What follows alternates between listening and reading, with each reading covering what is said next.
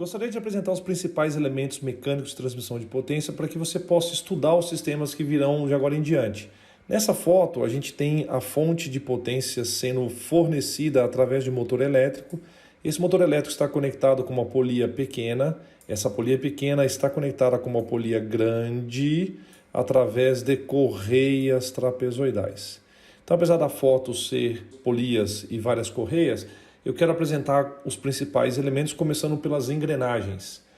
As engrenagens cilíndricas de dentes retos, ECDR, também chamado de spur gears, elas transmitem movimento rotativo entre eixos que são paralelos. Essas engrenagens transmitem torque através de forças tangenciais. Agora, essas engrenagens também têm forças radiais, que são forças nocivas, que não são aproveitadas para a transmissão de potência. As engrenagens serão estudadas em muito detalhe daqui a pouco, quando eu falo daqui a pouco nas próximas aulas. A parte interessante dessas engrenagens é que, se vocês olharem bem, o corpo da engrenagem é cilíndrica, os dentes são retos, por isso que elas são chamadas engrenagens cilíndricas de dentes retos. Um ponto importante que eu quero chamar a atenção é que os dentes são retos, eles são paralelos entre si e eles também são paralelos ao eixo da engrenagem.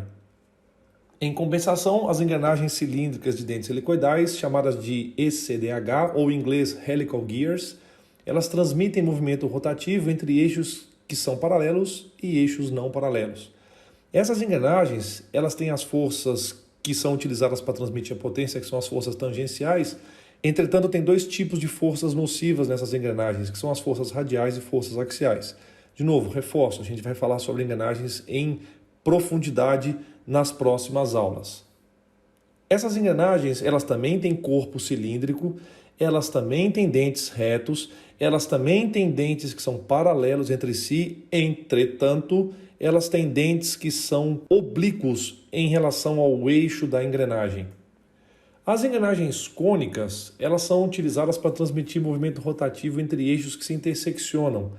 As engrenagens que são de coroa e sem fim transmitem movimento rotativo entre eixos que não são paralelos e que também não se interseccionam. E por fim a gente tem pinhão e cremalheira, que são combinações de engrenagens utilizadas para converter movimento retilíneo em movimento curvilíneo ou vice-versa.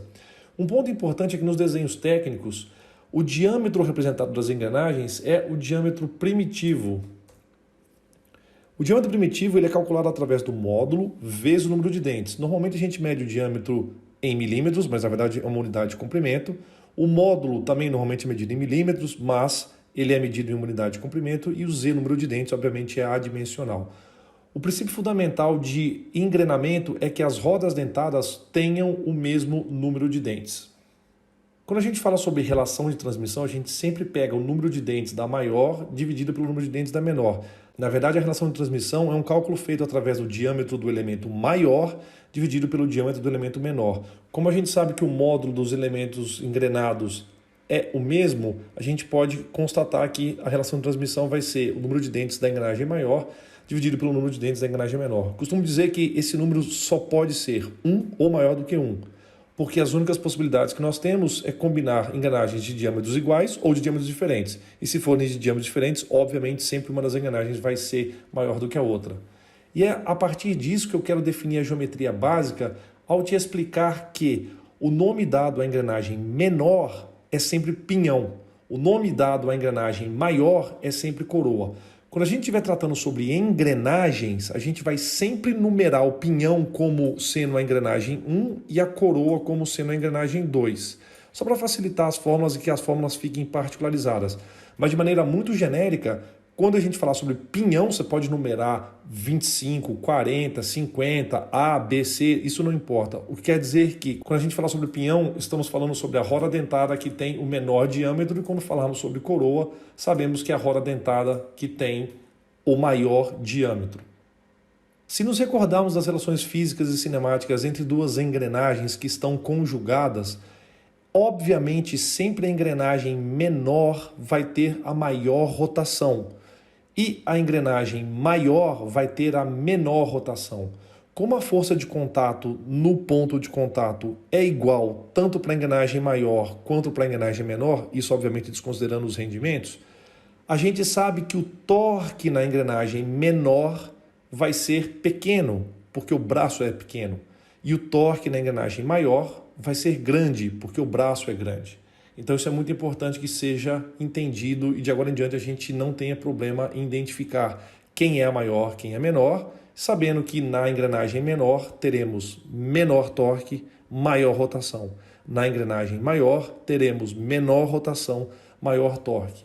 Agora, em relação a fluxo de potência, é fundamental que você estude a configuração do sistema, entenda o enunciado para determinar quem é o elemento motor. Isso depende do fluxo de potência. Então, se o fluxo de potência for do pinhão para a coroa, significa que o pinhão é motor, a coroa é movida.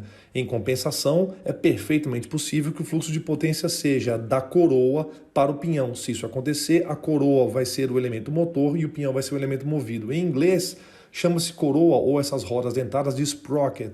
E em inglês a gente chama o pinhão de pinion. Outros elementos muito comuns são as polias e correias. Esse é um exemplo de polias e correias utilizadas para aplicações automotivas. E aqui a gente tem exemplo de polias e correias utilizadas para aplicações industriais. Isso é uma furadeira e se vocês analisarem o sistema de transmissão de potência, a gente consegue variar torque e rotação através da variação dos diâmetros das polias. Um outro exemplo que inclusive foi abordado agora há pouco é o uso de correntes para fazer a transmissão de potência. E é importante que os módulos de transmissão das máquinas sejam acoplados. Então vocês veem aqui um exemplo de um acoplamento, onde é perfeitamente possível, através de aparentemente parafusos, conectar um outro eixo nessa extremidade esquerda com um outro eixo que vai ser conectado na extremidade direita. Tipicamente a gente costuma falar que existem acoplamentos flexíveis e acoplamentos que são rígidos. Esse é um exemplo de um sistema de transmissão de potência onde perfeitamente é possível determinar o fluxo. A fonte de energia é o motor elétrico, que transmite potência através das correias, que por sua vez flui através desse eixo. Fluxo esse que é transmitido novamente por uma correia e polia, entra num eixo que tem uma rosca sem fim. A rosca sem fim passa a potência para a coroa, que por sua vez transmite para um eixo que na ponta tem uma engrenagem cônica, que está conectada com uma outra engrenagem cônica, que transmite potência para um outro eixo, que tem uma engrenagem cilíndrica de dentes retos, que transmite potência para outra engrenagem cilíndrica de dentes retos, e aí sai em um eixo que a gente pode chamar de eixo de saída. Se vocês prestarem atenção, existe um conjunto de engrenagens aqui dentro de uma caixa. Essa caixa pode ser chamada de câmbio, pode ser chamada de caixa de conversão de torque, e na verdade ela justamente faz isso. Ela amplifica torque ou amplifica a rotação, dependendo da combinação dos diâmetros das engrenagens que é feito. Eu acho muito importante treinar vocês para identificarem se existe multiplicação de torque ou se existe multiplicação de velocidades. Então, nessa situação, a gente tem um motor que provavelmente tem uma rotação alta, está conectada através de uma polia. Eu estou imaginando, sem ter os detalhes técnicos, que essas polias têm o mesmo diâmetro, de tal maneira que a relação de transmissão é igual a 1, aparentemente. Obviamente, no enunciado de um exercício eu forneceria esses dados para vocês. Então, a gente tem esse eixo que gira com a mesma rotação do motor. E aí a gente tem novamente uma outra transmissão de potência. E agora eu vou inventar, dizer que essa polia tem diâmetro de, por exemplo, 100, e essa polia tem diâmetro de 50, ou seja, a relação de transmissão entre eles aqui seria igual a 2, de tal maneira que se o motor gira a 2000 RPM, todos esses elementos têm rotação de 2000 RPM, quando eu chego aqui, essa polia tem rotação de 2000 RPM e ela vai passar por uma polia que tem metade do seu tamanho. Então essa polia vai girar 2 vezes mais rápido. Então nesse caso, se a gente começou com 2000, a rotação desse eixo aqui seria de 4000. Mas agora eu vou parar de fazer essas contas, de tal maneira que eu tenho a rotação do sem fim, que passa para a rotação da coroa. A coroa tem rotação maior, então eu diminuo a rotação, entretanto eu amplifico o torque. Aí eu vou até o fim com uma engrenagem cônica que está conectada com uma engrenagem cônica maior, ou seja, novamente eu reduzo a velocidade, mas eu amplifico o torque. Tenho a conexão através dessa engrenagem cônica em um eixo que na ponta do eixo tem uma engrenagem cilíndrica de dentes retos que está conectada com outra engrenagem cilíndrica de dentes retos que tem um diâmetro maior. Portanto, novamente aqui eu tenho uma amplificação do torque e uma redução da velocidade. Então é muito importante que vocês aprendam a identificar essas conexões para justamente descobrir se vai haver uma amplificação do torque ou se vai haver uma redução do torque. E lembrando, se eu amplifico o torque, obviamente a rotação diminui.